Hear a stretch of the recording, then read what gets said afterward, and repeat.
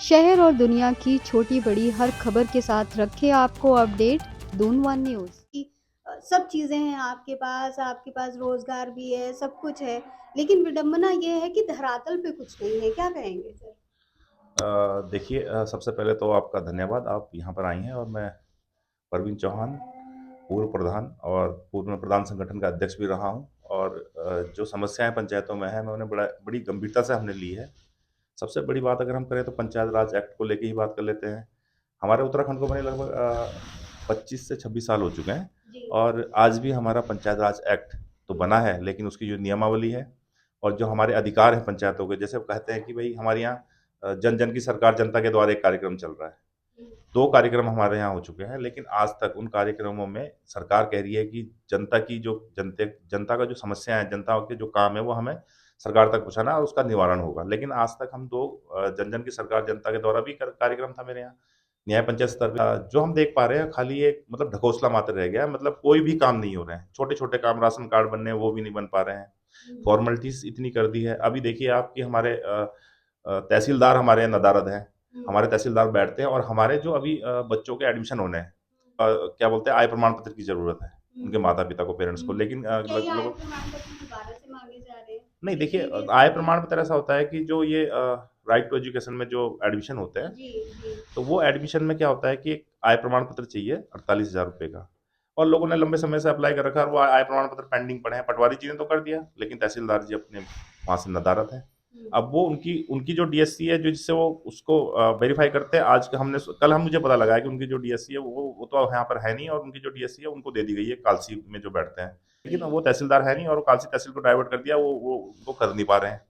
तो जिन आज बच्चों के आज एडमिशन खुलने वाले हैं, हुँ, गरीब बच्चे हैं, सरकार पढ़ने का अधिकार उनको दे रही है कि भाई 8th क्लास तक वो फ्री उनका एजुकेशन है।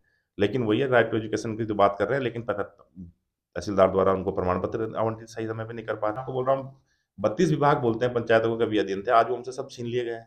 तो जबकि सीधे पंचायत तौर से आप ये बात भी कहना चाह रहे हैं, इल्ज़ाम लगाते हुए कि कहीं न कहीं पंचायत घरों को ख़त्म या फिर कमज़ोर करने की नीति चल बिल्कुल, रही है। बिल्कुल, मैं ये कहना चाहता हूँ, देखिए पंचायतों की नींव को मजबूत करने का अगर किसी ने काम किया था, तो राजीव गांधी जी ने किया था। उस समय एक क्रांति आई थी, उन्होंने पंचायतों को अधिकार दिए थे।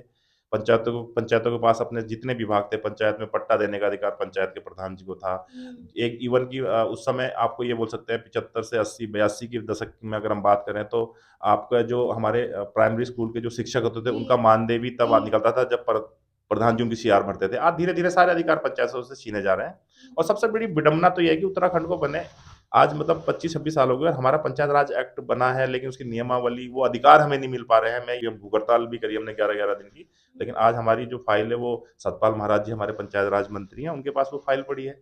लेकिन हमें नहीं लगता कि उस पे कोई कार्रवाई हो पा रही है। आज भी प्रधान पंचायतों को अपने अधिकार नहीं मिल पा रहे हैं। शायद हम अपने इतिहास, भूगोल सब चीज़ों को भूल जाएँगे, क्या कहेंगे? देखिए, शिक्षा का अधिकार हमारे देश की सरकार ने हमें दिया है कि हमारे जो, चाहे वो गरीब तबके का बच्चा हो या किसी भी तबके का बच्चा हो, जो मिडिल क्लास फैमिली है या जो झुग्गी-झोपड़ी में यहाँ पे रह रहे हैं, उनको भी पढ़ाई का अधिकार है।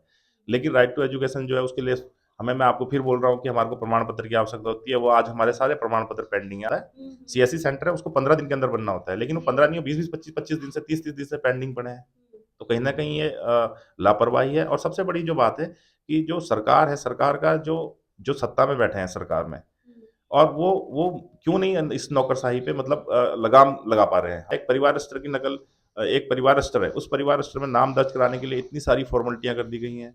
आपको एक जन्म प्रमाण पत्र आपका पहले से बना है। आज हुँ। अभी पहले पंचायतों में हस्तलिखित प्रमाण पत्र बनते थे। आज वो डिजिटल हुआ है, हमारी पंचायत में डिजिटल प्रमाण पत्र बनते हैं, लेकिन उसके लिए भी एफ़िडेविट बनाए जा रहे हैं। हुँ, मतलब हुँ। कोई सुनने वाला नहीं है। हमने तो सदन में ये कहीं न बात कहीं भी आप रखी ये है। भी कहना चाह रहे हैं कि प्रोसेस को लेंदी किया जा रहा है, बढ़ाया जा रहा है कि कहीं न कहीं आदमी घूम जाए और चीज़ें उस तरह से सहूलियत से ना बिल्कुल, हो बिल्कुल। पाएँ। मैं सीधे-सीधे कहना चाहता हूँ कि ये छोटी-छोटी चीज़ों में, अभी आप एक चीज़ देखिए कि आपने बोला कि आपके राशन कार्डों की केवाईसी होगी। हुँ, ठीक है, आप राशन कार्डों की केवाईसी कीजिए, हुँ, लेकिन उस राशन कार्ड की केवाईसी करने के लिए जब जैसे ही केवाईसी करते हैं, तो लोगों के आधार कार्ड ही लिंक नहीं है या उनके आधार कार्ड ही एक्सपायर हो रखे हैं, तो उस आधार कार्ड को उन्होंने अपडेट कराने के लिए कहा। फिर हुँ। वो जो जनता है ना, उसको उन्होंने ऐसा कर दिया कि बस जनता घूमती रहे, सरकार से, सत्ता में आसीन लोगों से सवाल ना पूछ पाए। हुँ, उनको उलझा के रखो, कभी आधार कार्ड में उलझा दो, कभी कृषि कार्ड में उलझा दो, कभी किसी चीज़ में उलझा दो। लेकिन मेन जो बात है, आपके जो पहले भी तो काम होते थे, आपके राशन कार्ड मिलता था, राशन कार्ड बनने के लिए इतनी फॉर्मेलिटियाँ कर दी गई है कि राशन कार्ड पेंडिंग पड़े हैं, लोगों के राशन कार्ड नहीं बन पा रहे हैं। साइटें बंद पड़ी रहती है राशन कार्ड की लंबे समय से, हमारा राज्य खाद्य सुरक्षा की साइट लंबे समय से बंद है, कार्ड नहीं बन पा रहे हैं। मतलब ऐसी समस्याएँ उत्पन्न हो चुकी हैं राज्य में, मतलब आदमी शिक्षित लोग हैं, रोज़गार का स्तर देख लीजिए आप, कहीं पे भी इस तरह की जितनी भी वैकेंसियाँ आई हैं, आप देख भली-भाँति जानती हैं, आप न्यूज़ चैनल के माध्यम से यहाँ पर बैठी हैं।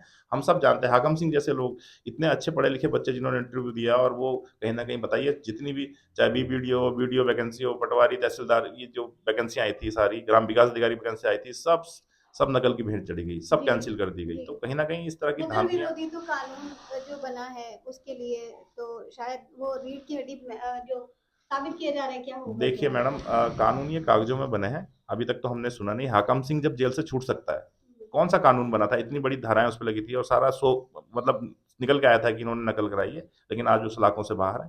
तो उसका वो कहाँ है वो कानून, हमें तो कहीं भी वो कानून दिखता नजर नहीं आ रहा। लेकिन जो पढ़े लिखे बच्चे, जो वेल एजुकेटेड बच्चे हैं, जो जिन्होंने उस समय वो टेस्ट निकाला था अपनी मेहनत से, आज वो बच्चे, उनकी ओवरेज हो गई है।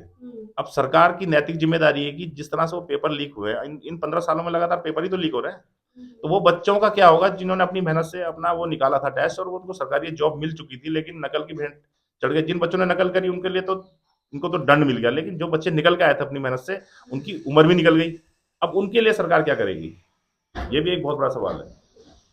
कहीं न कहीं सरकार की जो नीतियाँ हैं, जो वादे हैं, वो एक कोरे कागज़ की तरह साबित हुए हैं। समाज में जो बच्चे मेहनत से पढ़ रहे हैं, लिख रहे हैं, और अगर हम फिर से उसी सवाल पे आते हैं कि हमारे विकास के लिए, हमारे सर्वांगीण विकास के लिए कौन ज़िम्मेदार है? किस तरह से चीज़ें की जाएँगी? एजुकेशन का भी यहाँ पर बहुत बड़ा एक सवाल है, जो कि निकल कर आ रहा है। कैमरामैन अमित के साथ गुरप्रीत, देहरादून।